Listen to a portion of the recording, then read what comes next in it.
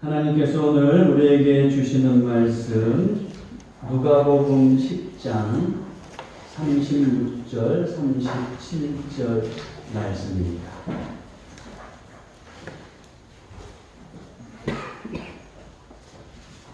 신약성서 누가복음 10장 36절, 37절 말씀.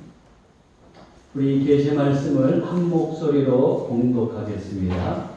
내 생각에는 이 세상 중에 누가 강도 만난 자의 이웃이 되겠느냐. 이르시되 자비를 베푸는 자니이다. 예수께서 이르시되 가서 너도 이와 같이 하라 하시니라. 아멘.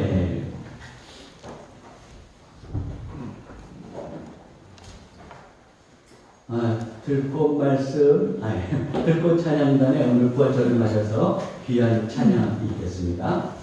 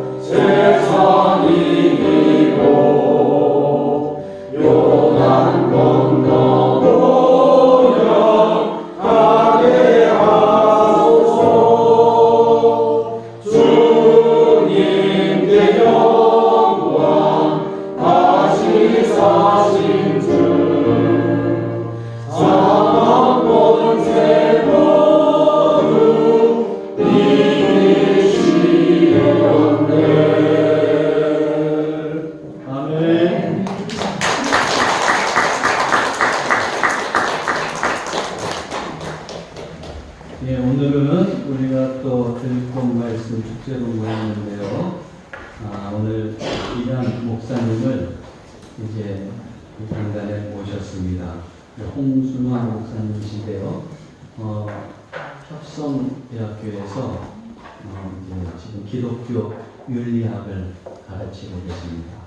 공부를 아주 많이 하신 목사님입니다.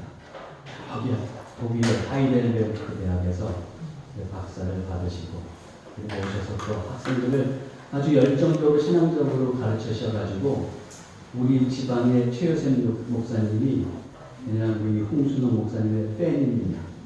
그래서 은혜를 많이 받으셨는데 여러분들도 오늘 또 홍순호 목사님 나오셔서 은혜의 말씀 전해주실 때에 큰 은혜 받으시고 하나님께 영광 돌리시기 바랍니다. 아멘. 목사님 나오실 때 할렐루야로 환영하겠습니다.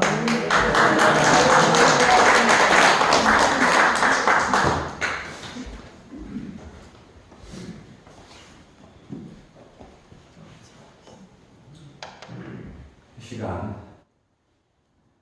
하나님께서 여러분을 위해서 예비하신 은혜와 평강이 여러분에게 충만하게 경험되기를 간절히 축원합니다. 아멘. 아침에 홍 목사님하고 같이 이렇게 차를 타고 오다 보니까 이 강가를 보게 됐어요. 오랜만에. 그러니까 갑자기 어린 시절이 생각이 났습니다. 어린 시절. 어느새 마음이 아주 옛날로 돌아가는 것 같은. 여기 아마 양평에 한 40년 이상 계속 사셨던 분들은 기억하실 거예요. 지금은 이제 개발이 됐지만 지금 강 건너간 쪽 시내 쪽에 양평역으로 가는 중앙통이 있는데 옛날에는 거기에 그 호민약국이라고 있었어요. 우리 쪽에는 인화반점 중국집이 있었고 기억하실 거예요. 호민약국에서 길 건너면 아모레 화장품 대리점이 있는데 한 50년 전에 저희 고모가 거기서 화장품 대리점을 하셨어요. 그래서 보다 보니까 그 기억이 어릴 때 여전 남편 기억이 나서 아니 마음이 공심으로 돌아가는 것 같아요. 오늘 우리는 주님의 부활을 기념하는 주일을 맞이하고 있습니다. 주님께서는 우리의 부활을 위해서 먼저 부활하셨어요. 부활의 첫 열매가 되셨죠. 이 부활이라는 게 이제 주님께서 재림하실 때 우리에게 일어나는 놀라운 사건인데 주님께서는 먼저 역사의 한 복판에서 부활하셔서 부활의 첫 열매가 되셨습니다. 이것은 바로 우리에게 주시는 약속이죠. 나를 믿는 자는 죽어도 살겠고 무릇 살아서 믿는 자는 영원히 죽지 아니한다고 우리에게 약속하셨습니다. 여러분이 그것을 믿으실 때 여러분은 지금 이 순간부터 주님의 부활에 동참하게 될 줄로 믿습니다. 오늘 본문의 말씀은 선한 사마리아인의 비유죠. 여러분이 잘 알고 계시는 비유입니다. 요즘에 나라마다 선한 사마리아인의 법을 입법화하고 있죠. 이제 윤리의식이 많이 발전했어요. 대한민국 국회에서도 지금 기독교인 국회의원들이 많이 있어요. 거기 한 30% 가까이가 기독교인들이죠. 국회의원들. 그래서 그분들이 모여서 예배드리면서 우리 대한민국에서도 선한 사마리아인의 법을 한번 만들어 보자. 선진국처럼.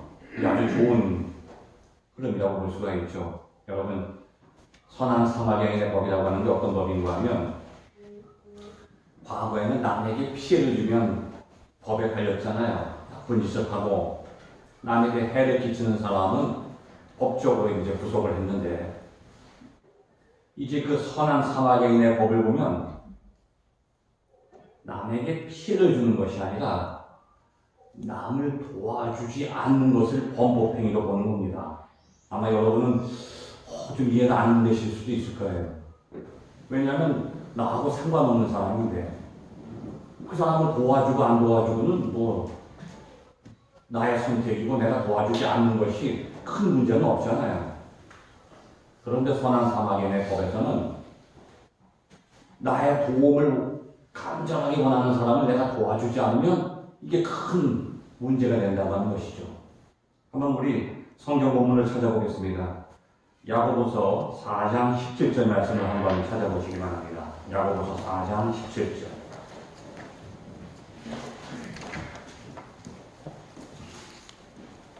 야고보서 4장 17절.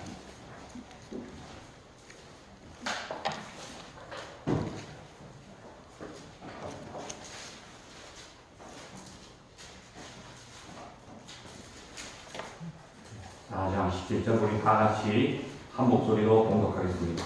시작. 그러므로 사람이 선을 행할 줄 알고도 행하지 아니하면 죄인이다. 아마 여러분 이 말씀을 많이 묵상해 보신 분도 계실 거고 처음 보신 분도 계실 거예요. 우리가 죄라고 생각할 때 하나님 앞에서 악을 행한다든지 하나님 말씀을 순종하지 않고 거역했을 때 우리는 그것을 죄라고 생각하고 있습니다. 근데 그건 좁은 의미에서 죄고, 하나님의 자녀들은 오늘 본문의 말씀처럼 넓은 의미에서 죄를 생각해야 돼요.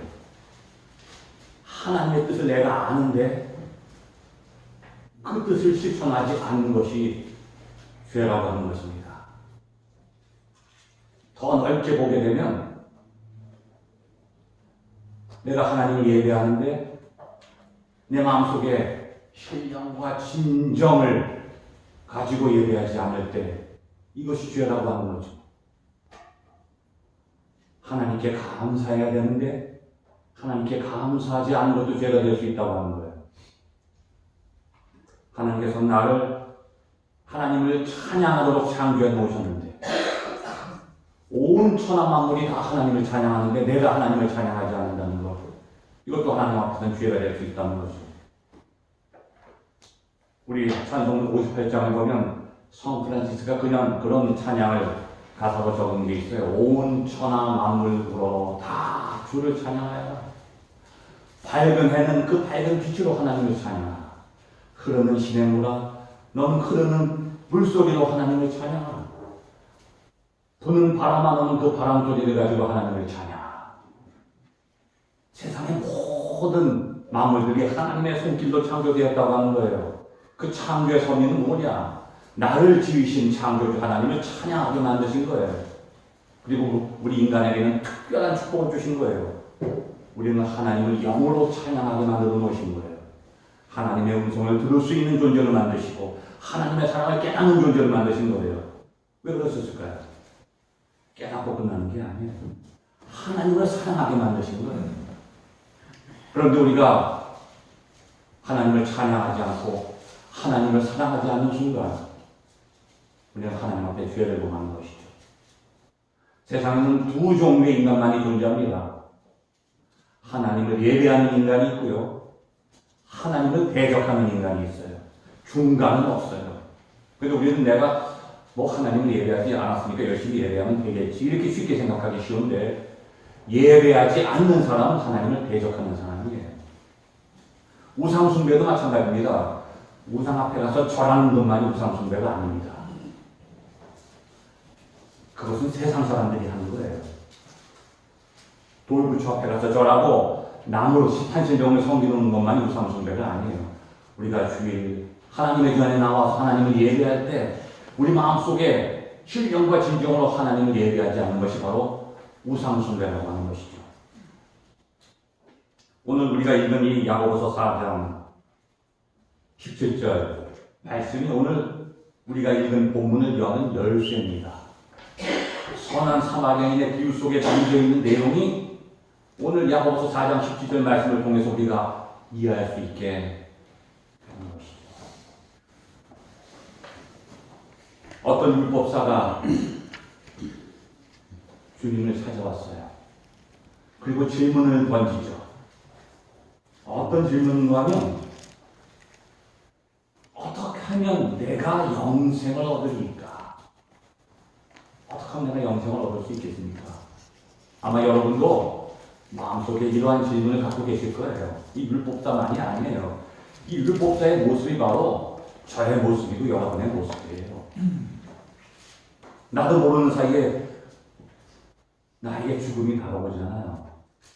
늘 죽음을 멀리 생각하고 있었는데 어느덧 우리 앞에는 죽음이 다가옵니다. 어느 누구도 그 죽음의 문을 통과하지 않을 수가 없어요.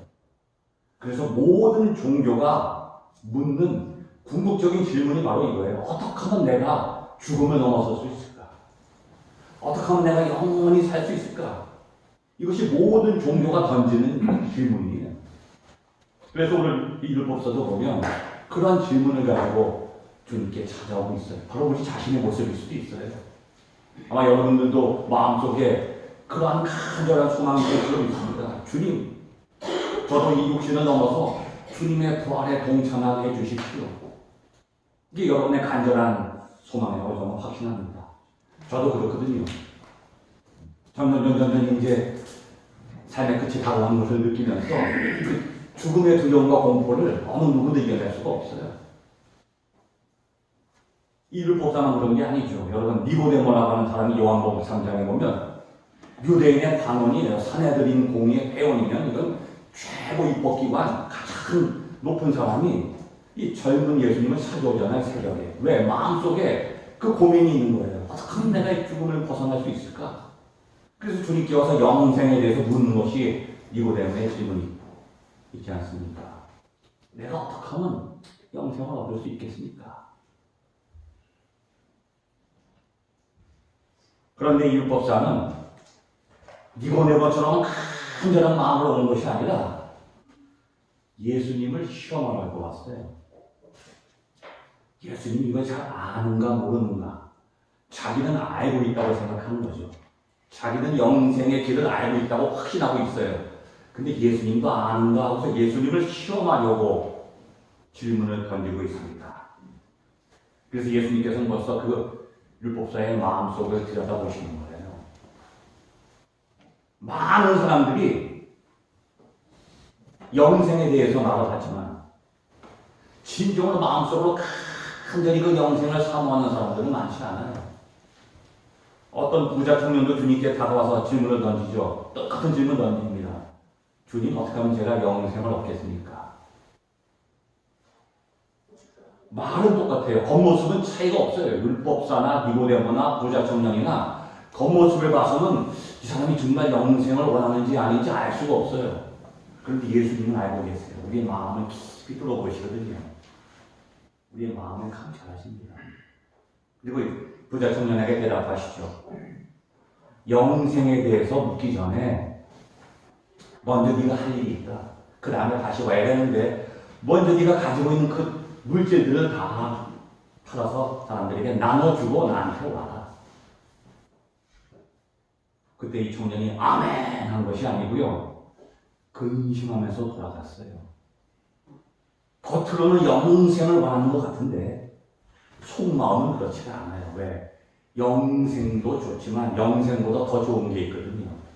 그게 무엇일까요? 돈이에요. 아마 우리도 그럴 수가 있어요. 돈보다 소중한 게 많이 있는데 이 세상에 살다 보면요. 이 현실 속에서는 돈보다 소중한 게 없어요. 돈이 가장 소중하거든요.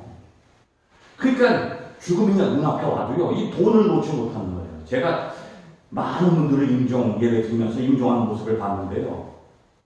당장 내일 나의 삶이 마감되는데도요. 그 돈의 욕심을 놓지 못해요. 왜? 이 세상을 움직이는 것은 물질의 권세이기 때문에 그 물질이 우리를 바보로 만들어요. 바보로. 우리를 유혹합니다. 이게 전부인 줄로 착각하게 만들어요. 모든 마음을 거기에 두게 만드는 거죠. 여러분 집에 그 US 달러, 미국 달러 지폐 가지고 계신 분들 한번 집에 가서 이렇게 뒷부분을 보세요. 거기 뭐라고 써 있습니까? In God we trust. we believe 써 있잖아요. 여러분 이게 말이 됩니까? 교회 여기에 나는 하나님을 믿는다. 그렇게 써 있으면 아멘 말이 나오는데 왜 돈에 그렇게 붙여 있어요? 돈이 하나님이라는 거예요. 그래서 돈을 볼 때마다 그걸 느껴, 내가 이게 돈에 마음 안 두면 안 되겠구나. 이런 생각을 하게끔 거기 써놓은 거예요. 돈을 믿지 말라는 거예요. 근데 거기 인가 we believe가 써있다. 이 무서운 거죠. 그만큼 우리를 현혹시키고 있는 거예요. 근데 절대로 이 보이는 세상이 영원하지 않거든요. 근데 우리를 속이는 거예요. 보이는 것에 마음을 두는 순간 영생은 떠나는 거예요. 이 세상과 영생을 동시에 잡을 수가 없어요. 돈과 하나님을 동시에 잡을 수 없는데 인간은 그 둘을 동시에 잡으려고 하는 거죠. 하나를 놔야만 사는데 절대 둘 다 못 놓는 거예요. 영생도 하고 싶고 돈도 가지고 싶은 거죠. 이게 가장 비참한 겁니다. 둘 다 없으면 괜찮은데 둘 다 붙잡으려고 해요.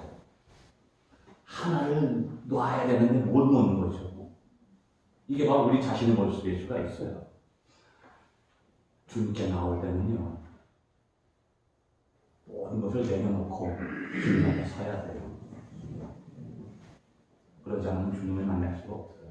아무리 내가 주님을 원할지라도 내가 손에 무엇을 꼭 쥐고서 하나님을 향하는 순간 영원히 나는 하나님을 만날 수가 없어요. 우리가 주일 하나님께 예배로 나올 때 하나님이 우리에게 원하시는 게 있어요. 모든 것을 내려놔야 돼요. 모든 것을 내려놓고 하나님 앞에 우리의 빈 손을 보여드려요. 하나님, 나는 아무것도 없습니다. 가진 게 없습니다. 나는 하나님 한 분만을 원합니다. 하나님 한 분이면 족합니다. 하나님만을 간절히 사모합니다. 그 모습을 하나님께 먼저 보여드려야 돼. 이게 우리가 먼저 해야 될 일이에요. 하나님께 무엇을 구하기 전에 내 모든 것을 하나님 앞에서 내려놓는 게 먼저인데 하나도 내려놓지 않고 하나님께 받으려고 해요. 그래서 우리는 점점 영생에서 멀어지는 거예요. 누구든지 자신의 목숨을 구하는 자는 잃어버릴 것이요 목숨을 잃어버리는 자가 얻는다고 말씀하셨잖아요. 근데 이게 너무나도 간단하면서도 가장 어려운 거예요. 세상에서 가장 어려운 거예요. 자기를 버리는 것보다 어려운 게 없거든요. 오늘 이불 법사도 주님께 나왔는데 여전히 자기 안에 모든 것이 꽉 차 있어요. 자신의 욕심과 아집과 모든 것을 가지고 영생을 질문하고 있어요. 그런데 더 무서운 건요, 착각하는 거예요. 자기가 영생을 가지지 못했다는 것도 몰라요. 자기가 뭐가 필요한지도 모르고 지금 질문하고 있는 거예요. 그래서 예수님께서 너무나도 답답하셔서 다시 질문하시는 거예요. 대답을 하시는 게 아니라 율법에 무엇이라 기록되었으면 내가 어떻게 읽느냐. 어떻게 읽느냐고 하는 말은 네가 거기서 어떻게 이해하고 있느냐 그런 뜻이죠. 그냥 읽는 게 아니라 너는 그 내용을 어떻게 이해하느냐. 그때 율법사가 아주 신나서 대답을 해요. 27절 말씀 보면 대답하여 이르되 내 마음을 다하며 목숨을 다하며 힘을 다하며 뜻을 다하여 주 너의 하나님을 사랑하고 또한 내 이웃을 내 자신같이 사랑하라 하였나이다. 정답이잖아요. 정답. 하나님의 성경 말씀을 그대로 암기하고 있는 거예요. 정확하게 대답했죠. 이제 율법자는 신났어요. 야, 내가 요 얘기를 하려고 했는데 이제 예수님이 물어보시니까 나는 영생을 알고 있습니다. 모르고 질문하는 게 아니라 자기는 영생의 길을 알고 있다고 자랑하는 거예요. 그래서 예수님께서 이제 막 이제 칭찬해 주실 줄 알았죠. 야, 바로 그거야. 그렇게 하면 돼. 그런데 예수님의 대답이 너무나 충격적이었어요. 내 대답이 옳도다. 이 말이 맞아. 너는 알고 있다. 근데 그게 다가 아니야. 그게 다가 아니야. 일을 행하라. 일을 행하라. 그러면 살리라. 그러면 영생하리라. 그걸 알고 있는 게 영생이 아니라 그것을 행하는 게 영생이다. 실천하는 것이 영생이다. 깜짝 놀란 거예요, 율법자가. 왜 놀랐을까요? 한 번도 실천하지 않았기 때문에. 한 번도 실천하지 않았기 때문이죠. 마음속에 품고만 있었어요. 알고만 있었어요. 예수님은 그 마음을 딱 정확하게 찔러주시는 거예요. 네가 그걸 알고만 있구나. 한 번도 실천하지 않았구나. 그것을 우리가 어떻게 할 수 있느냐? 29절 말씀 보면 이렇게 얘기하죠. 이 율법사가. 또 자기를 옳게 보이려고 예수께 또 질문해요. 자기를 자랑하려고. 그러면 내 이웃이 누구니까? 이게 얼마나 우스꽝스러운 질문인가요? 이웃을 사랑하라고 예수님께서 말씀하시는데 이 사람은 무슨 대답을 하냐면 질문하면 이웃이 누구인가요? 이게 정말 이건 이 사람이 완전히 이게 망가진 사람이죠. 자기가 문제가 뭔지를 모르고 자기 문제를 고백하고 있는 거예요. 이 예수님의 대화는 놀라워요. 예수님은요, 우리가 질문할 때 그냥 답을 주시는 게 아니에요. 우리 스스로 답을 찾게 만들어 주시는 분이에요. 예수님의 대화를 보면요, 이건 인간의 대화가 아닙니다. 우리가 믿음을 떠나서 제가 이걸 학문적으로 분석을 해봐도요, 사람의 생각에서 나올 수 없는 대화법이에요.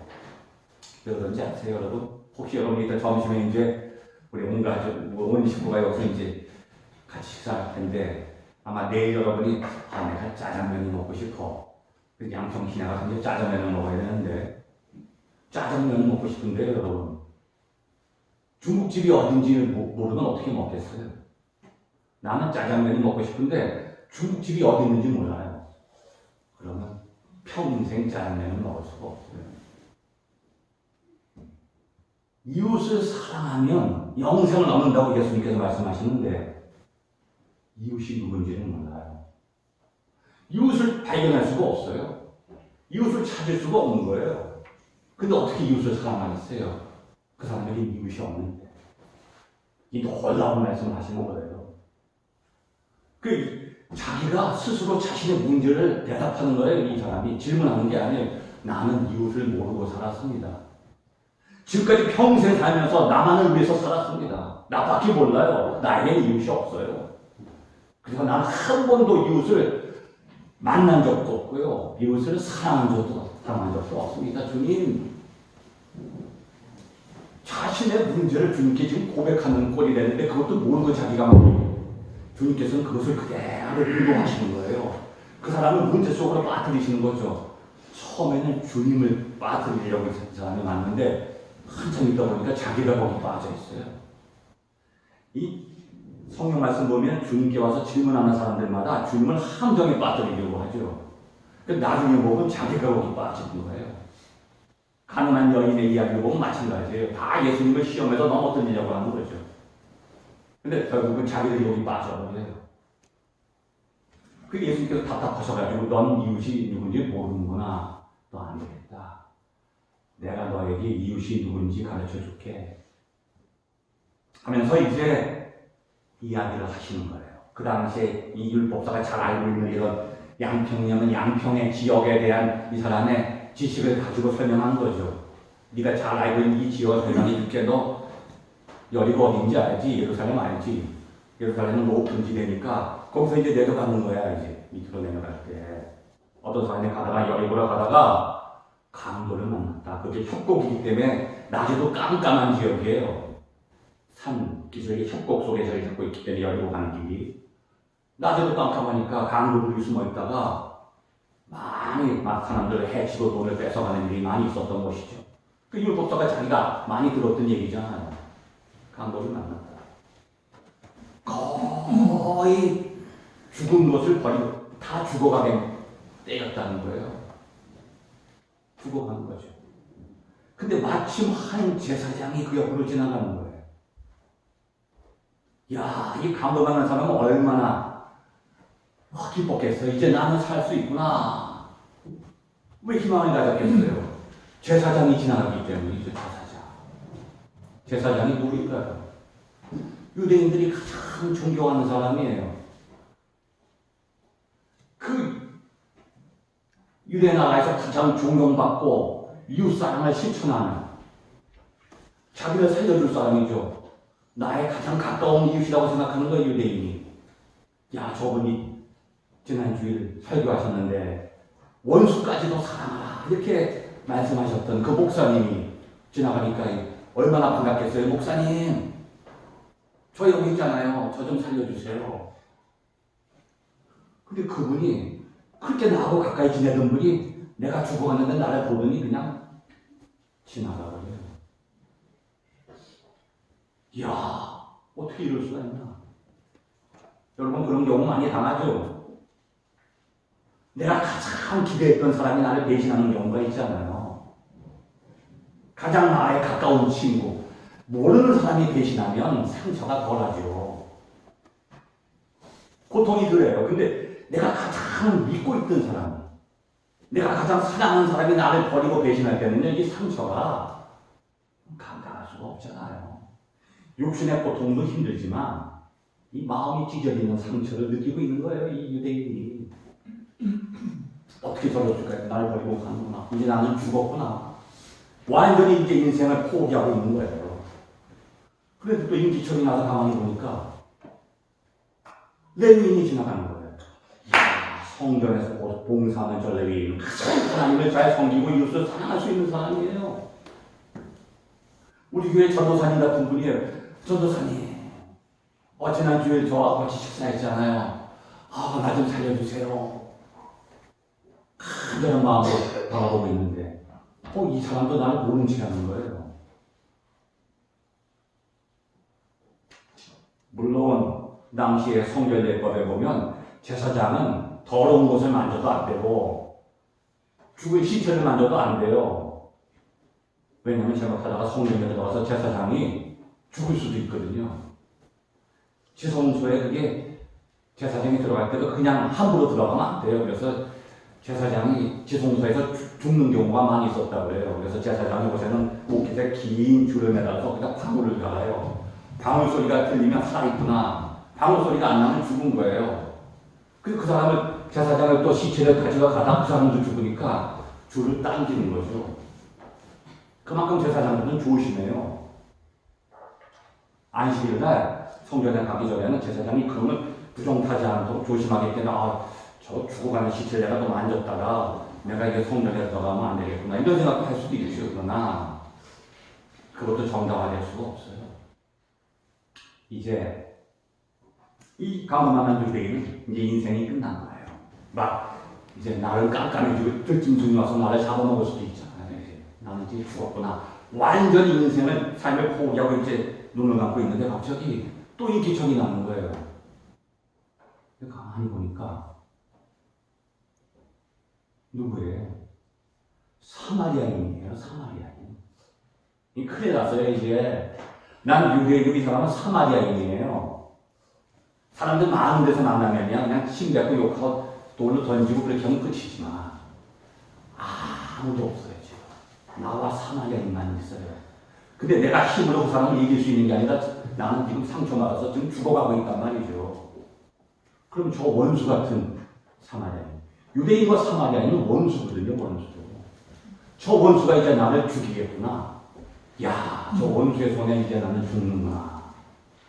그냥 아예 죽음을 각오하고 이제 눈을 감고 있는 거예요. 근데 조용해서 가만히 눈을 떠보니까 이 원수가요 나를 죽이는 게 아니라 자기의 수건으로 내 상처를 닦아줘요. 그리고 생명보다 소중한 나비가 없으면 사막에서 죽잖아요. 낙타와 나비는요 내 생명을 지켜주는 수단이에요. 그거 없으면 죽는데 자기 나비를 나를 위해서 양보하는 거예요. 나를 자기 나비에 태우고요 여관까지 내려서 돈을 다 주면서 나를 치유해달라고 부탁하는 거예요.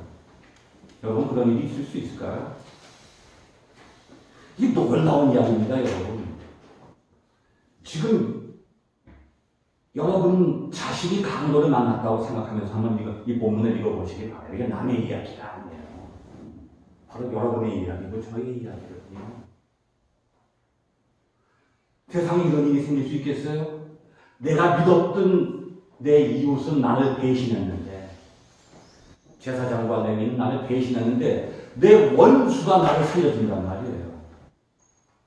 이건 충격적인 말씀을 하시고서 다시 율법자에게 주님께서 질문하시죠. 그게 바로 오늘 본문의 말씀이에요. 내 생각이, 이제 네가 이야기를 다 들었지? 네가 생각할 때 누가 이웃이냐? 그때 이 율법사가 정답을 얘기하죠. 자비를 베푼 사람입니다. 사랑을 시청하지 않는. 이 말씀을 통해서 율법사가 이웃을 깨닫게 되는 거예요. 여러분. 여러분, 이웃이 누구일까요? 여러분을 도와주는 사람이 이웃일까요? 여러분에게 좋은 것을 주면 이웃이 될까요? 그건 내가 중심이 되는 거예요. 이거 잘못된 거예요. 나를 위한 이웃을 찾는 사람은요, 죽을 때까지 이웃을 못 만나요. 아마 여러분들도 여기 이제 저보다 연세가 드신 분들도 계실 거고, 40년, 50년 동안 오랜 친구들이 있을 거예요. 40년, 50년 동안 친구가 수백 명, 수천 명이 남아있으니까? 아닙니다. 시간이 지날수록요, 가짜 잘못된 친구들은 다 떨어져 나가요. 진짜 친구만 남아있는 거예요. 진짜 친구만. 그리고 마지막까지 남아있는 친구가 누구일까요? 내 아내, 내 남편이에요. 내 아내, 내 남편이에요. 마지막 동반자인 내 친구예요. 여러분은 어떤 친구를 원하십니까? 여러분에게 좋은 것을 주는 친구요? 나를 행복하게 해주는 친구? 그런 친구를 찾으려면 못 찾아요. 진짜 친구는 누구일까요? 나의 도움이 필요한 사람이 내 친구가 되는 겁니다. 내가 도와줘야 돼. 내가 안 도와주면 죽을 수밖에 없는 그 사람이 내 친구가 되는 거예요. 그게 내 이웃이라는 거죠. 주님의 말씀은. 너를 위한 이웃을 찾지 마라.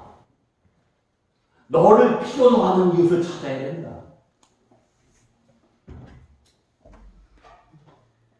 이게 진짜 이웃이다. 그런 마음을 갖고 사는 사람은요, 세상 모든 사람이 내 이웃이 될 수 있어요. 원수가 없어지는 거죠. 세상 모두가 내 친구가 되는 거예요. 이 놀라운 말씀이죠.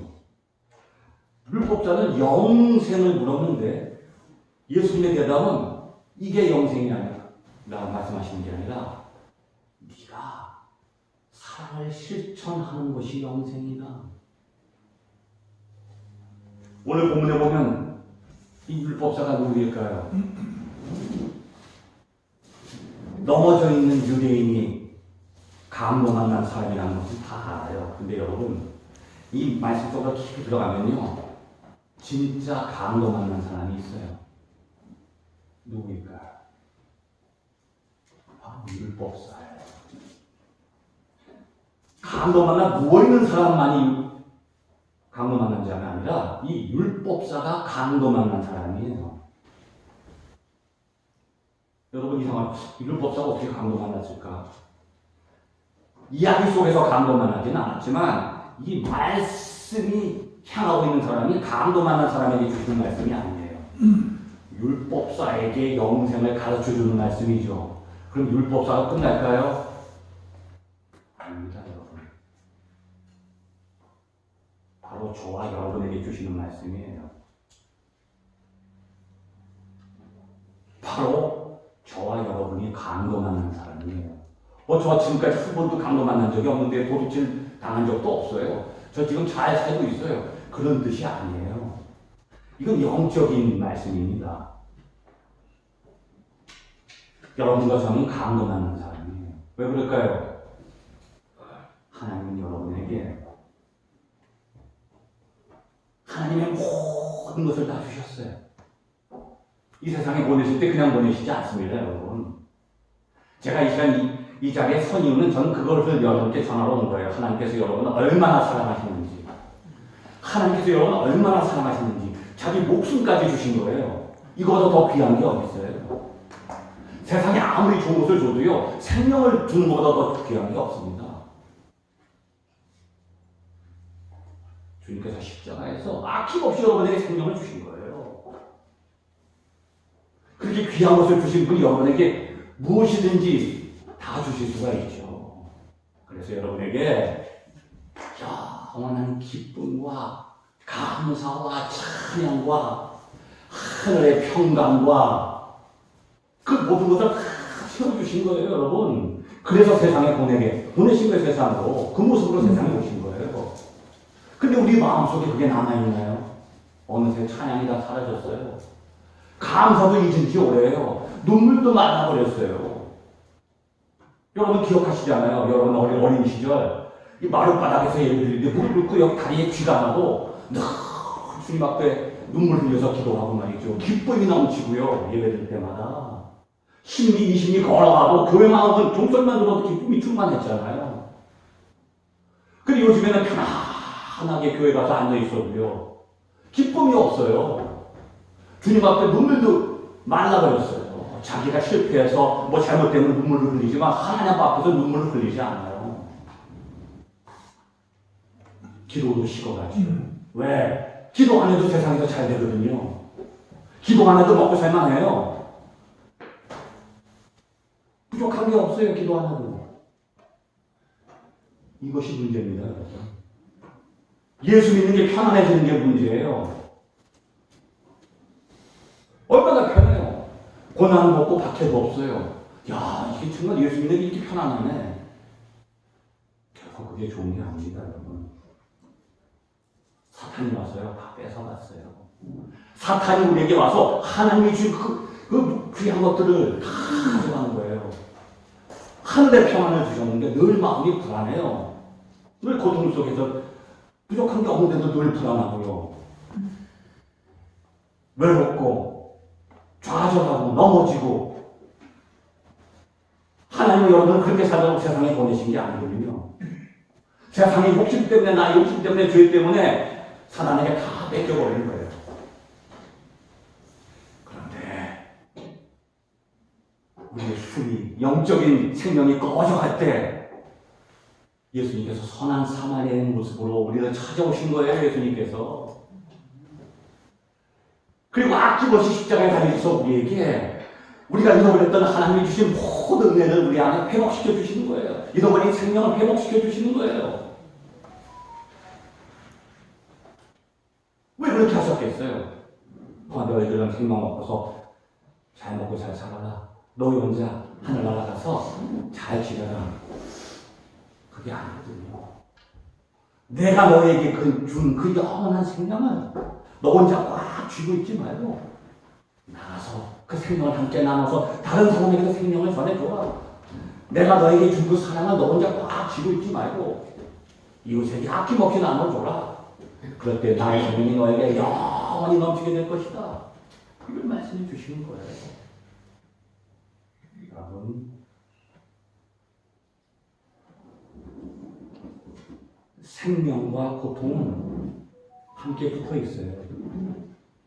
제가 이걸 딱 치면 이 탁자가 아플까요? 제가 아플까요? 제 손이 아프죠? 탁자는 안 아파요. 왜 안 아플까요? 이게 살아있는 게 아니에요. 죽어 있어서 그래요. 여러분, 몸이 아플 때 그 아픈 것을 너무 슬퍼하지 마세요. 아파야 돼요. 그래야 내가 희망이 있는 거예요. 아픔을 못 느끼면요, 이거 털을 잘라야 돼요. 잘라도 몰라요. 내 몸의 고통을 못 느끼잖아요. 내가 죽어도 몰라요. 이미 그거 살아있는 게 아니에요. 내가 육체적으로 살아있을 때만 고통을 느끼지, 고통 못 느끼면 이미 그 사람은 살아있는 사람이 아니에요. 영적으로도 마찬가지입니다, 여러분. 내가 아무리 영적으로 살아있다고 내가 확신을 가져도요, 금방 우리는 알 수 있어요. 어떻게 하면 알 수 있을까요?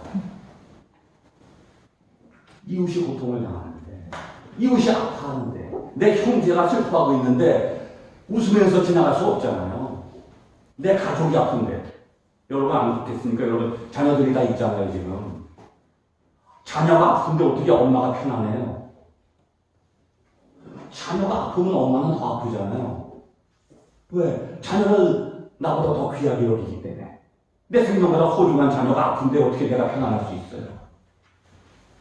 하나님도 마찬가지예요. 여러분이 세상에서 하나님의 그 귀한 은혜와 선물들을, 은사를 다 잃어버리고 죄 가운데 고통당하는 모습을 하나님께서 보실 수가 없는 거예요. 그래서 십자가까지 찾아오시는 거예요. 왜?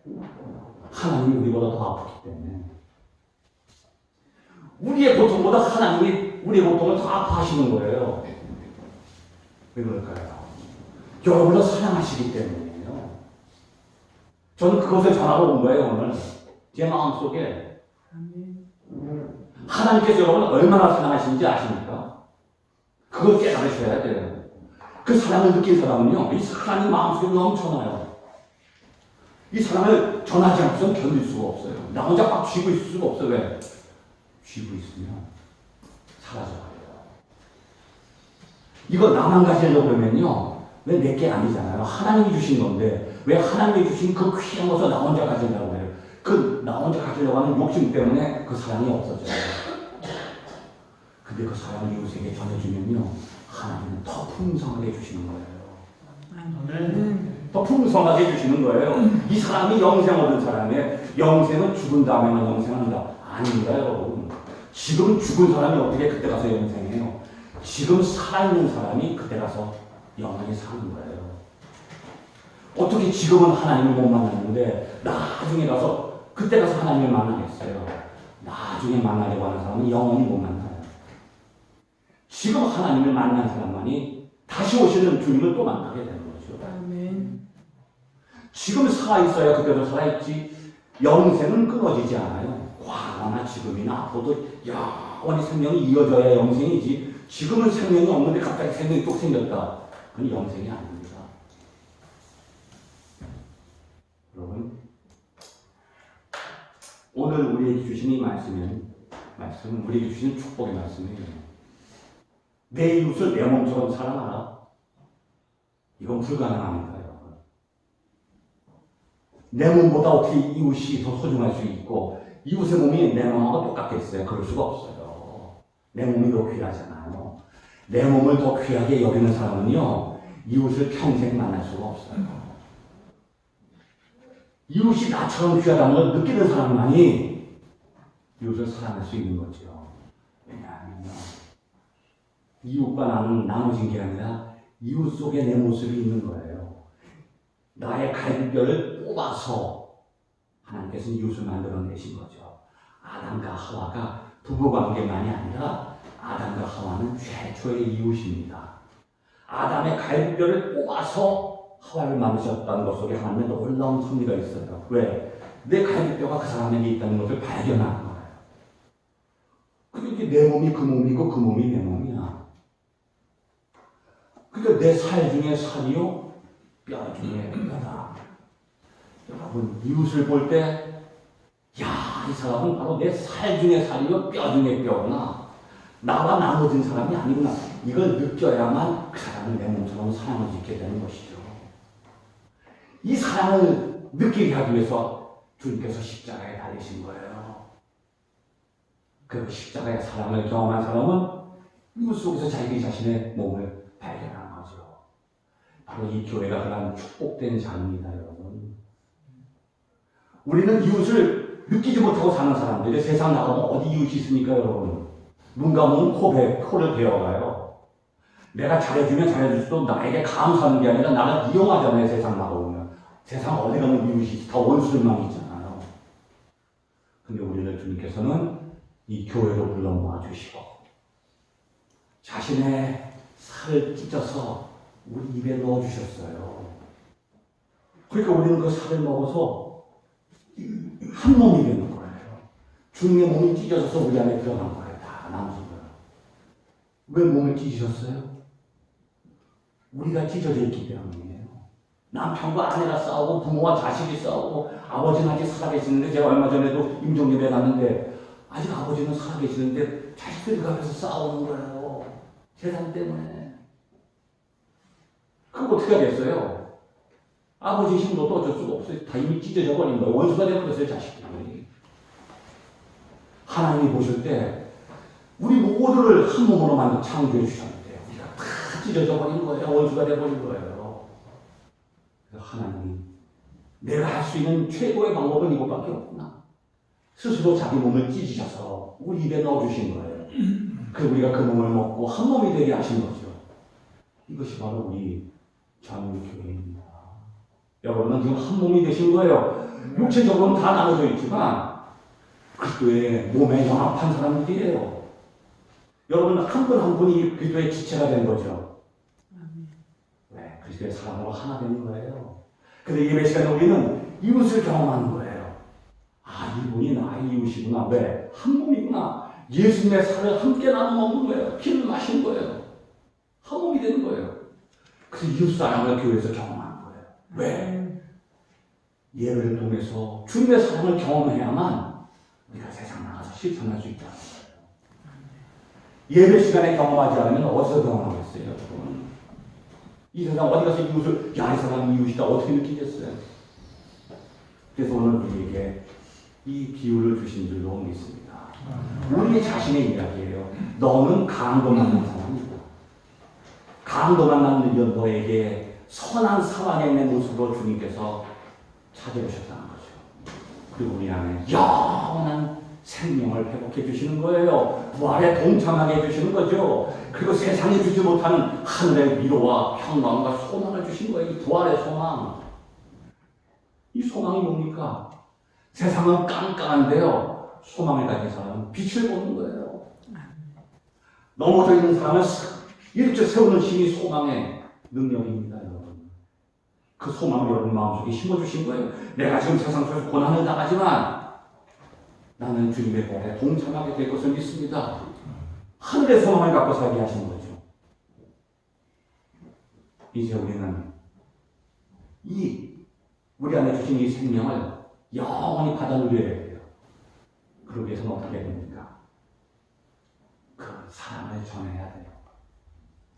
이웃과 함께 나누는 것이죠. 그때 주님께서는 여러분에게 영원한 생명을 영원토록 허락하여 주실 줄로 믿습니다. 네. 기도하시겠습니다. 거룩하신 하나님 아버지, 죄와 사망 권세에 사로잡혀 있는 저에게 영원한 생명을 주시기 위해서 부활의 첫 열매가 되어주신 은혜의 감사와 찬양을 드립니다. 이제 저희가 주님의 부활을 믿고 소망하는 삶을 실천하며 살도록 인도하여 주시옵소서. 그래야 그 삶 속에서 주님께서 저희가 늘 함께 하시고 동행하시며 저희에게 영원한 생명을 공급해 주시는 경험을 통해서 이 광야 같은 세상을 능히 승리하며 나아갈 수 있도록 인도하여 주시옵소서. 부활이요 생명이신 주님 예수 그리스도를 얻들어 감사하며 간절히 기도드립니다.